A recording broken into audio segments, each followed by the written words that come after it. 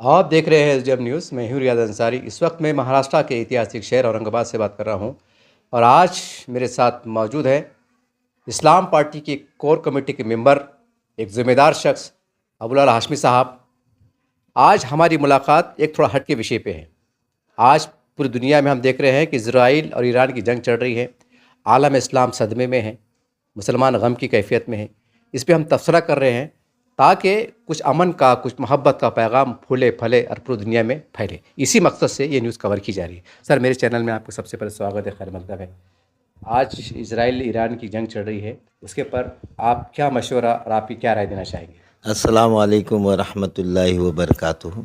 असल में सबसे पहले जो इज़राइल और अमेरिका और नाटो ने जो अटैक किया, तो उसमें जो मजहबी रहनुमा आयतुल्ला ख़मेनी साहब का जो है उसमें इंतकाल हो गया। तो सबसे पहले हम जो है उनके हक़ में ताज़ियत पेश करते हैं और एक बहुत हमको रंज और गम हुआ। इसलिए हम इस्लाम पार्टी की तरफ से औरंगाबाद में जितने अहले तशीफ बिरादरी है उनके गम में हम बराबर के शरीक हैं। उनके अलावा हिंदुस्तान और दुनिया में जहाँ भी अहले तशीफ बिरादरी है उनके गम में हम बराबर के शरीक हैं। और इस हमले को जो है हम बहुत ही गलत एक अनलॉफुल एक्ट मानते हैं नाटो का।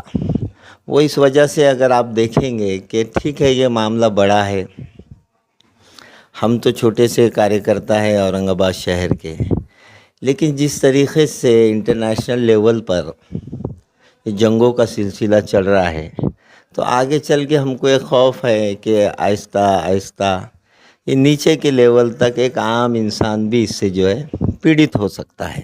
इसलिए हमको इसकी ज़्यादा फ़िक्र है। जैसे आप देखें कि पेट्रोल के भाव जो है बढ़ने के चांसेस हो गए। अगर पेट्रोल के भाव बढ़ेंगे तो फिर महंगाई भी बढ़ेगी। इसलिए ये आम इंसानों से रिलेटेड है। और अगर आप दूसरी पॉइंट इसका देखेंगे, तो अगर इनकी तारीख़ देखेंगे आप नाटो की, इससे पहले भी उन्होंने क्या किया, इराक़ के ऊपर मास डिस्ट्रक्शन वेपन्स का आरोप लगाया और पूरा इराक़ तबाह कर दिया, इंसानी जानें गई वहाँ पर।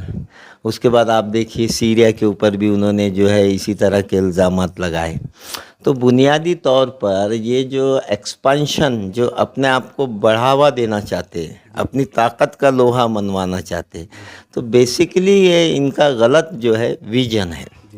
दुनिया में मैंने भी बहुत सारी तारीख़ें पढ़ी, रिलीजियस मैंने स्टडी भी अलग अलग मज़ाहिब की।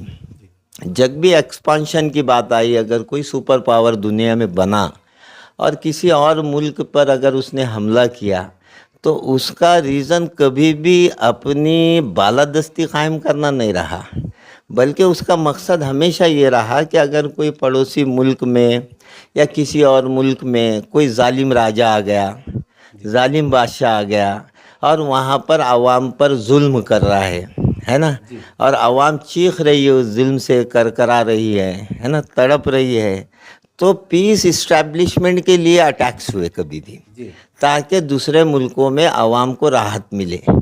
और उसके भी कुछ नॉर्म्स होते हैं युद्ध के, कि फ़ौज से लड़ती है। अगर आप यहाँ देखेंगे कि ये पूरी इंसानियत के ऊपर जो है बमबारी चल रही है, आम पब्लिक के ऊपर बमबारी हो रही है, तो ये तो कोई तरीक़े जंग नहीं हुआ ना। आप इसको जंग नहीं कर सकते, बल्कि ये एक जुल्म है। और अगर समझो यहूदी अगर ईरान पे हमला करके ईरान को जीत भी लेते हैं, तो क्या हासिल कर लेंगे वो?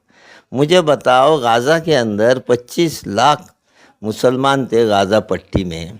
जब यरूशलेम को जो है राजधानी माना गया है ना, और कई दुनिया ने जो है इज़राइल को अलग अलग ममालिक ने तस्लीम भी कर लिए, तो तस्लीम करने के बाद कम से कम उन्होंने जो गाज़ा में 25 लाख लोग थे उनको अपनी शहरियत देकर कम से कम अमन देना चाहिए था।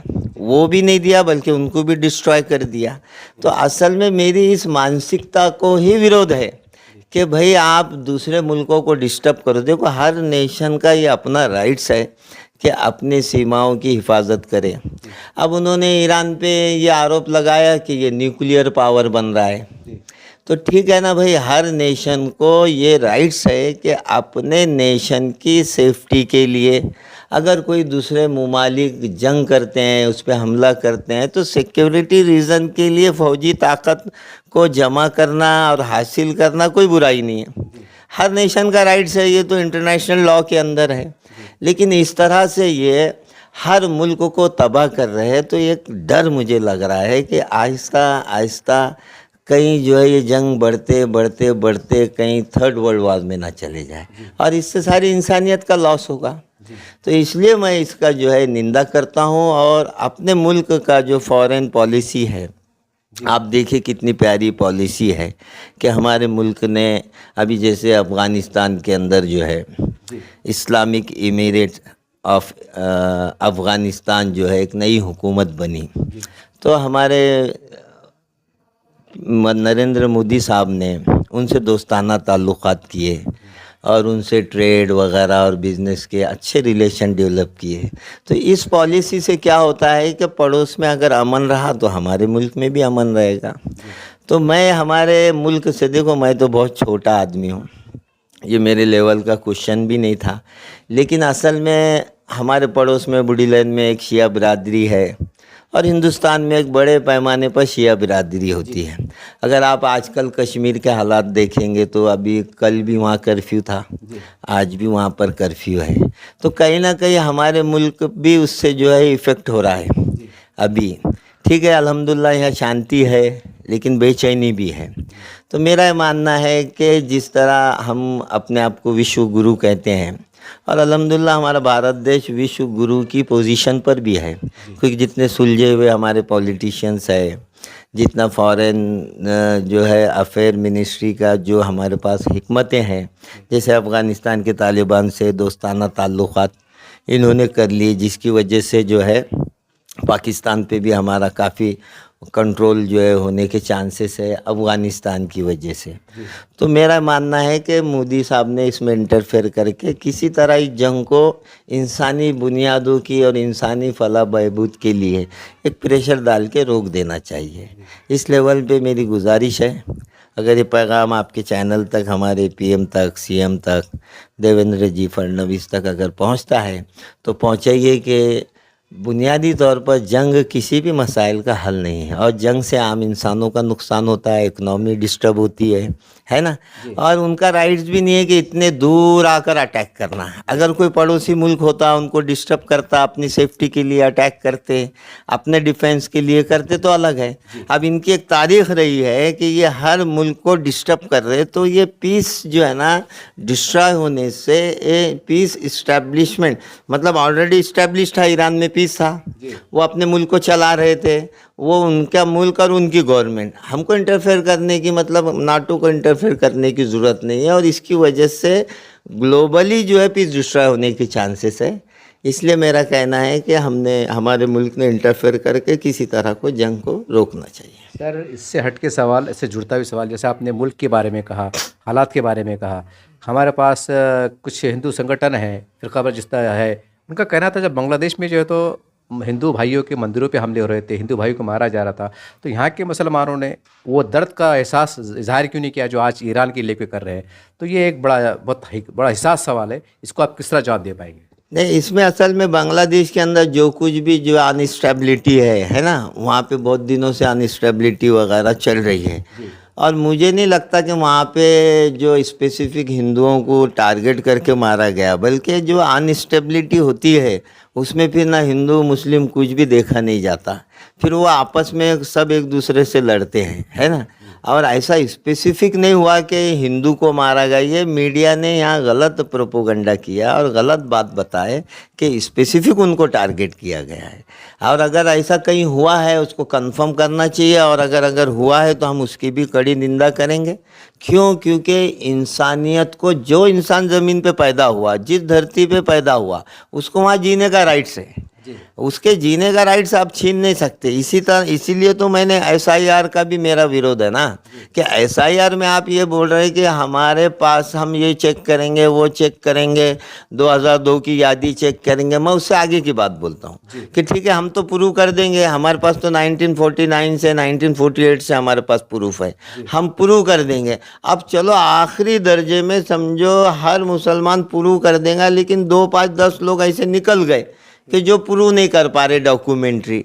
लेकिन ये खुद एक एविडेंस है कि वो ज़मीन पे जी रहा है, वो पैदा हुआ है, उसको पैदा करने वाले ने पैदा किया, तो उसका जीने का राइट्स तो है ना।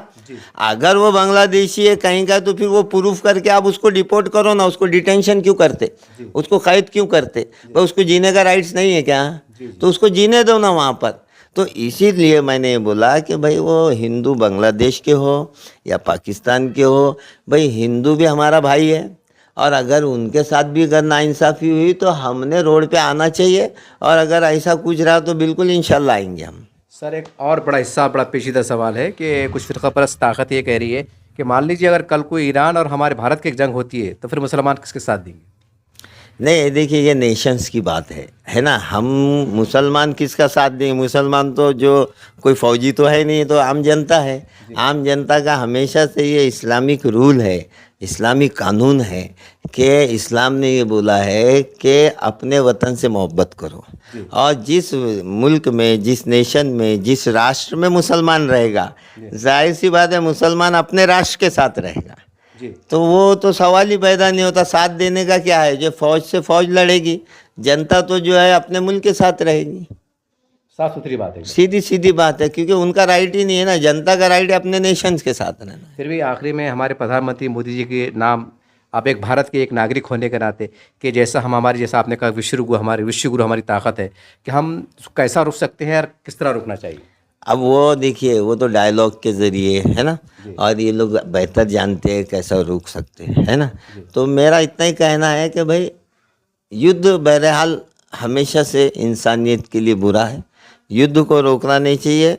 और वो पड़ोसी मुल्क भी नहीं है कि जो है कुछ एक दूसरे को डिस्टर्ब कर रहे हैं, वो तीसरे कोने से आके अपने बेस बना के यहाँ हमले कर रहे हैं। और एक ऑलरेडी जो मुल्क वेल इस्टेब्लिश चल रहा है, रन हो रहा है ना, वहाँ पे गवर्नमेंट है, उनको उस रिजीम को चेंज करना, अपने लोगों को मुसल्लत करना, ये बुनियादी तौर पर जो है ना, ये ताकत का गलत इस्तेमाल है।